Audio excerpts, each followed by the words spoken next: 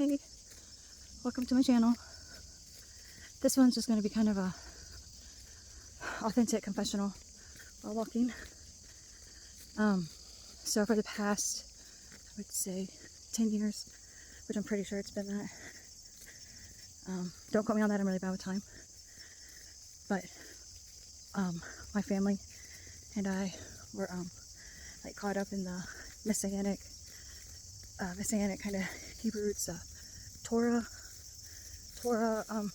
idolizing, to be honest. No, I'm not trying to be mean, but this is my experience. But was in that walk, and earnestly and really trying to love God, and if you love me, you will do as I command. All that they put in, like it's just, that's kind of the basis. And then read and study, and it's been something that's just not felt right for a long time. And for the first few years, I thought maybe there is, good fruit to this, even though there's still nothing like what was promised. And it's just very frustrating. And then you go through and they want you to read all the commandments and the mitzvot and all these things. And it's like, this is so incongruent with reality. And we tried the whole community homestead thing, and I'm telling you, these things don't really work out well. I don't know of many that do, and they don't work out well because you cannot, like all political movements also, you cannot base your whole lifestyle, ideology, creed, and behaviors off of a book.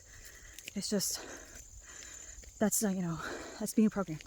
That's like a old, ancient way of programming, and it took me a long time to realize that, and to realize that there was like this idolatry of this word that could be mistranslated, omitted, misinterpreted, patented, copyrighted, all of this over and over. And there's always just growing discomfort. And then feast days that were supposed to be so joyous, everybody's so judgmental about what's holy, and no one, and I've seen the worst come out in people as well. That's, just bad. Beautiful butterfly. Sorry, it's distracting. Try to give you a view. Anyways, I cannot deny that keeping a Sabbath regularly, and I mean like no creating, no cooking, because I didn't want to create anything new or work as a stay-at-home wife and mom. Like, cooking is your regular job, and no typical things, like really to try to keep it set apart and holy. And I'm telling you, that was probably the most beneficial thing when it came to discipline and self-control, but also literally to just rest and not give a bleep about anything except for being close to God and your family. And that's been a wonderful, wonderful thing. But there are also times where, gosh, it was just so stressful and hectic trying to be so controlled by letters on paper. Anyways, needless to say, I have had some experiences in my life. I have had very supernatural come to Christ moments quite a few times. Very amazing and interesting. And because of my own ineptitude, my own mistakes, my wiring, my programming, and other external factors that I still don't know if we're allowed to talk about on the YouTubes, but it's easy to forget, and you're always like, how could the Israelites forget? And it's like, man, we do it all the time too. And anyways, I've had a lot of them, but for some reason they never really took, and I always found myself having to pretend to fake it till you make it with just everything, the way I dress, the way I speak, my frankness and forthrightness, my bluntness, my honesty about my past misdeeds. And it always made people uncomfortable, and then you always want to look the part to fit in with this godly community. And there's a lot of church hurt involved, and the hypocrisy, and it's not that people would do like people do, and, you know, have affairs and steal and lie and all the other trash things we do to each other and to ourselves. But it was the fact that they were in an environment and a position of authority a lot of times, and then they just lied and covered it up. It wasn't until like somebody else was, you know what I'm saying? There was just the hypocrisy and not the honesty. Instead of like the people that admit like, yo, last night I messed up big. It was always the hiding. It's just, there was never lasting authenticity, and then there was always that narcissistic kind of love bombing thing you get. And you know, needless to say, things led to other things, and being prescribed things that really just put you on Stepford Wife autopilot. Things do a number on your memory. They also do a number on your behavior, but that's a horse of a different color. Anyways, I was coming from a very horrible place, bad mistakes, which I later learned to understand was severe autistic burnout. Those were always misdiagnosed as other things, but I know me. And there was just something that rang true. There was something logical. I think got sucked in to, it was 119 Ministries. The Lost Sheep, I think, maybe. And then from there on, you know, there it goes, and it's like, oh, let's give this a shot. And like I said, keeping the Sabbath and other disciplines were beneficial, especially for my husband and I that always had addictive personalities and poor impulse control. And there were blessings, but I'm gonna tell you what, there were mostly curses. I'm not gonna lie. And I started to see that what I thought originally was good fruit, it was rotten. And it was just, I don't know how to explain it, but things became very disheartening. And then the great global tragedy of the year 2020 happened, and that caused an extreme downward spiral in my mental health, in my emotional health. And I just knew, I felt, and I knew something was just extremely wrong. Like, and it was the first time that I wondered, oh my gosh, am I in like full-blown psychosis and am I schizophrenic?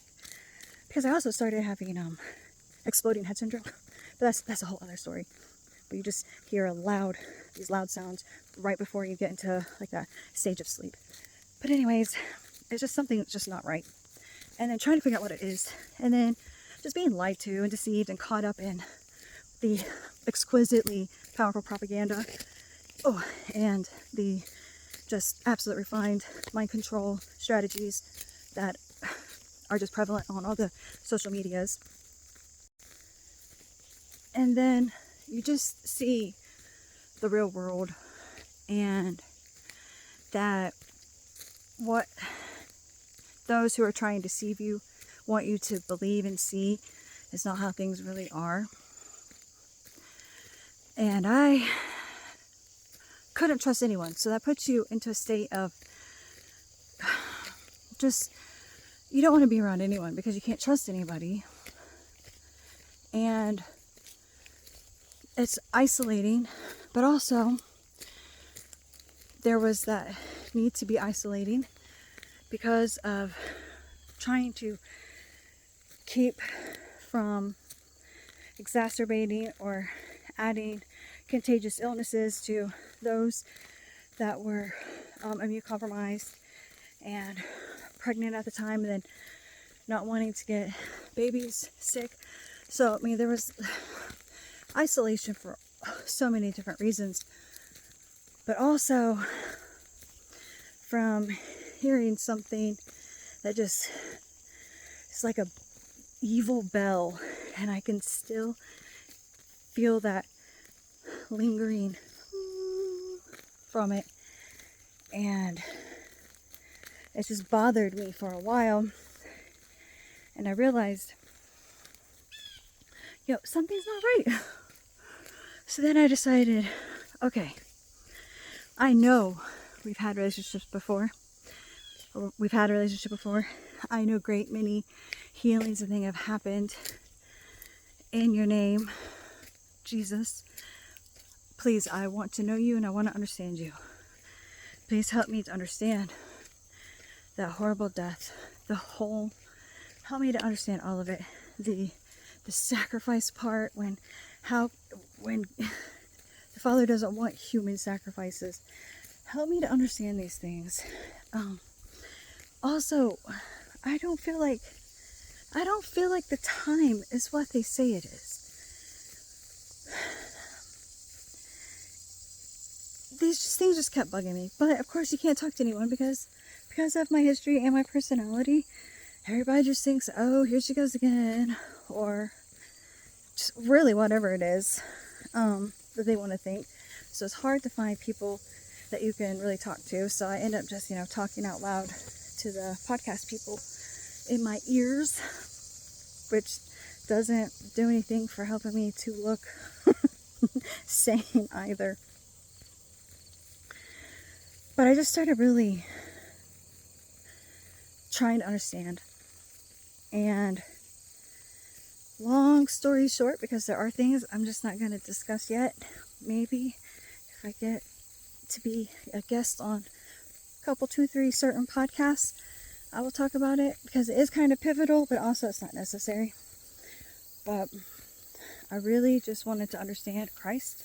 I wanted to understand Messiah, the whole concept. And then I had this opportunity to break out of my agoraphobia, break out of my isolation, break out of my fear of the world, and just get a break, get an escape, and go and see someplace I've never really even ever thought about before, honestly. And I got to go with my husband on a trip to Santa Fe, New Mexico.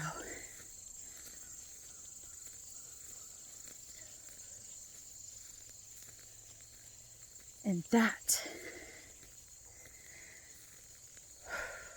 I understand why it's the land of enchantment. And he really started to speak to me there. He started to heal me to the point to where,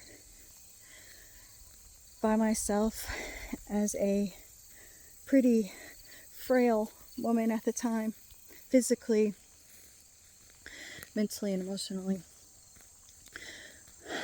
I was able to go on my own and just explore things. So I went to downtown Santa Fe to walk around. That way I could meet my husband at the convention center, and I could just see all the beautiful architecture and feel safe that there were people around, because the New Mexico natives they're pretty brutal and honest. But I also I know what people say about around where I live too. So yeah, there are negatives. There are negatives everywhere. But I just wanted to see the positives, and I was like, okay, I'm going to really focus on that. I'm going to try these things. I'm going to actually have conscious intention of trying to see the positive, and just. But it was easy there because I went up to Hyde Memorial State Park. Oh, that air. Oh, that sky. Oh, I love it so much. So I was already in love. So I'm walking around downtown Santa Fe, and I had already seen about the Loretto Chapel, like some mystery show. And then keep in mind, with the religious group I was with, very, Catholics and Christians, anyone who says Jesus or whatever, they're just pagans, blah, blah, blah. But no, I went in there. It was the most beautiful, peaceful place, even though it was touristy. And it felt like a biggest hug from Jesus.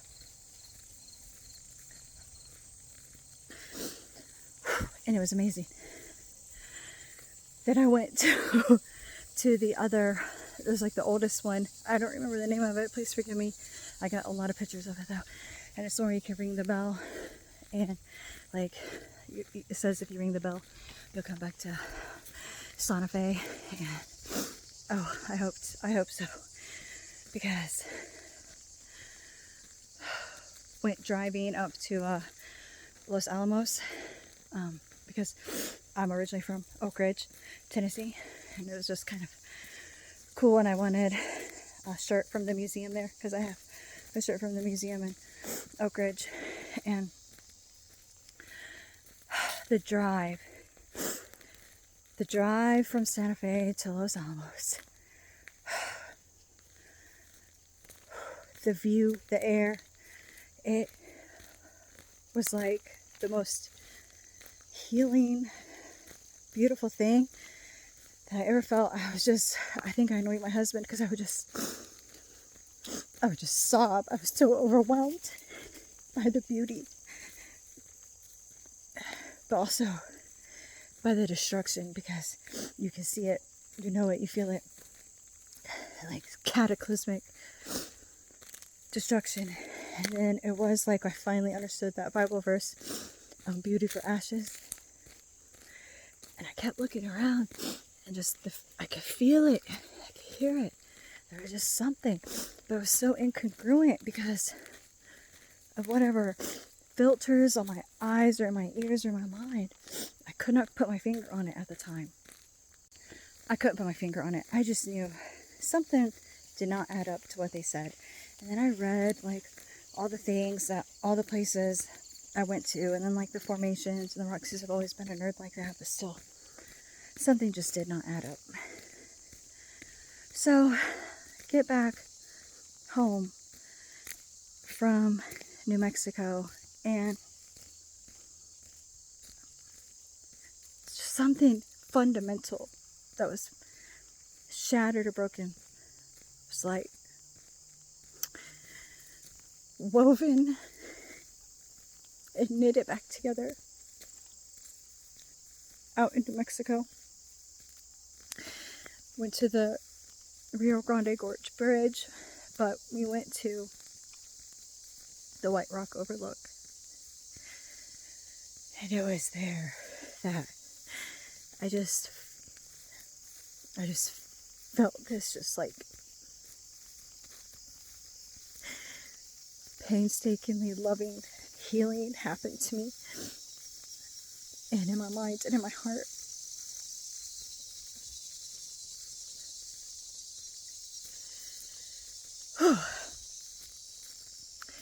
I think that I'm gonna end that there. Just overwhelmed. I might be back, but I just wanted to share that for now. Okay, so I was eventually also able to go to Death Valley National Park in California, and that was eye-opening and amazing, and just absolute balm to my spirit. That California sun did wonders. And then went to the Valley of Fire and drove just all around. Oh, I drove around like St. George, Utah, and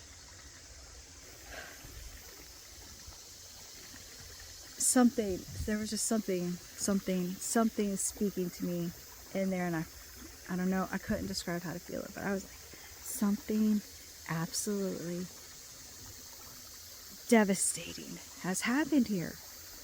But in some places there's like this sense of justice and acceptance to it, but in other places there's like this just hateful, malevolent, rebellious feeling there.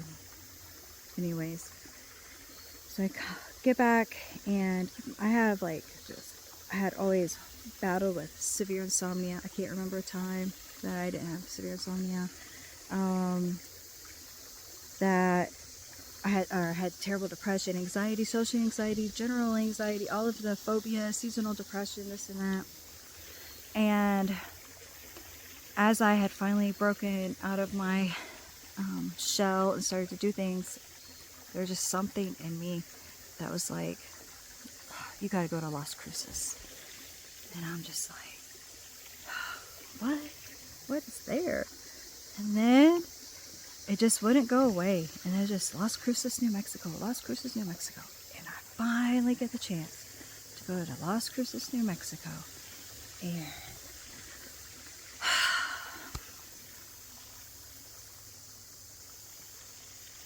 that was glorious.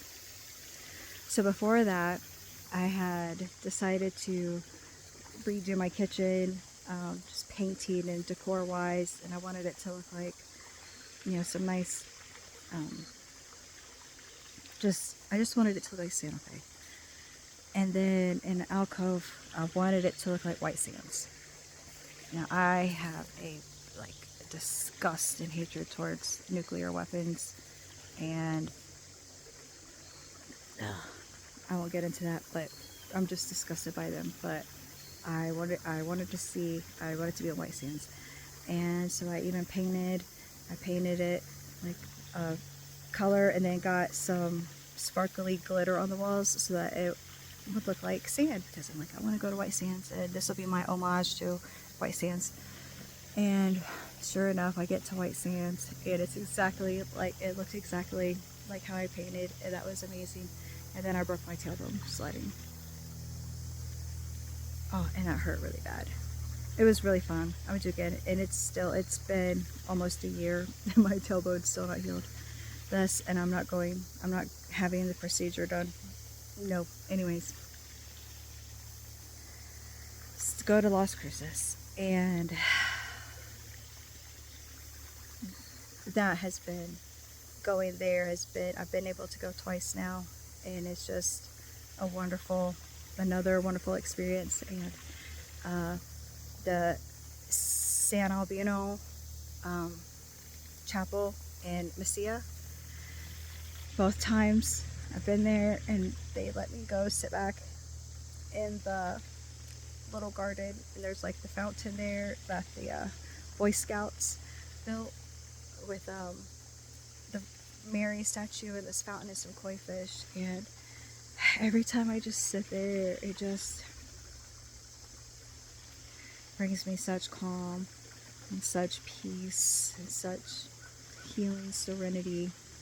And I realized, all of these times, that it's always just been Jesus. And he said, you will know my voice, and this is my commandment, that you love one another, and that if you are my disciples, you will love one another. And I realized, this religion I'd been following, a lot of it was just perfunctory and weird, and I just didn't feel it. And it just wasn't right, because I realized the timeline isn't right. And all those strange destructive feelings, or the feelings of destruction out there that I saw, there was a reason for it, because I unequivocally believe that is evidence of literally end times revelation already happening, and part of the destruction all over worldwide, that we are living in a post-apocalyptic world.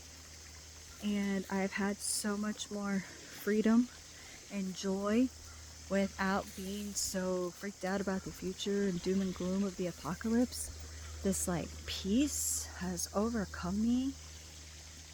I was watching, JT follows JC on Sam Tripoli, still my favorite podcast ever. Shout out. Mark from My Family Thinks I'm Crazy, you're great too. If you hear this, I would really love to be on Temple Hat or your show.